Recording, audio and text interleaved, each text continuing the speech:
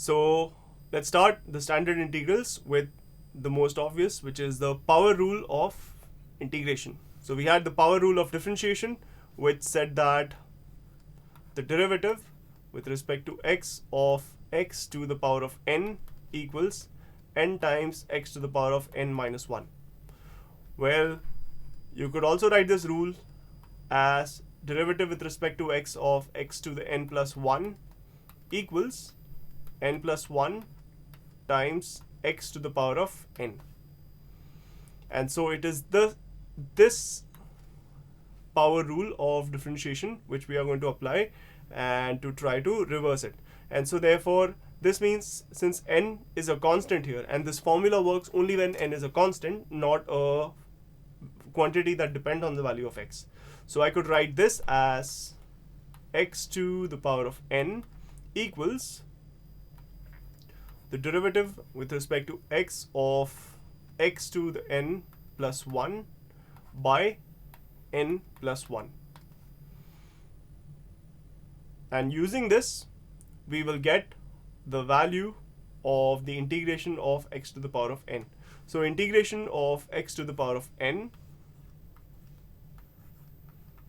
is equal to whatever was differentiated to obtain x to the power of n in the first place. So that's x to the power of n plus 1 by n plus 1 plus the constant of integration. So there is only one scenario in which this power rule of integration does not work, and that is when n equals minus 1.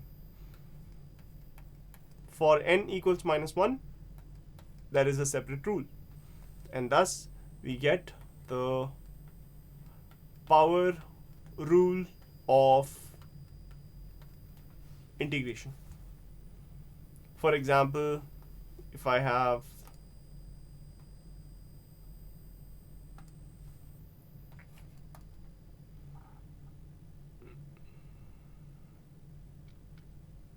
one over x squared, so this equals integration of x to the minus 2 with respect to x. So this equals x to the minus 2 plus 1 by minus 2 plus 1. So that's minus 1 over x. If we remember from differentiation, when we differentiated 1 by x, we used to get minus 1 by x square, and thus when 1 by x square was integrated, we get minus 1 by x plus the constant of integration. So this is another application of the power rule of integration. Okay, so the power rule says that it is not valid for n equals minus 1. So n equals minus 1 gives us what? 1 upon x. So then what is the integral of 1 upon x? If you remember, when we were doing differentiation, we had the derivative of log x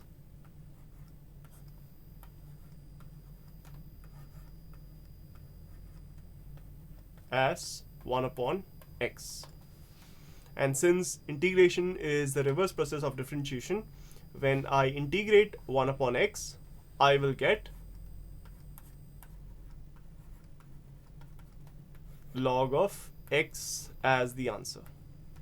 It has to be the absolute value, and I'll keep the constant of integration. So 1 upon x into derivative in 1 upon x with respect to x is log x plus c.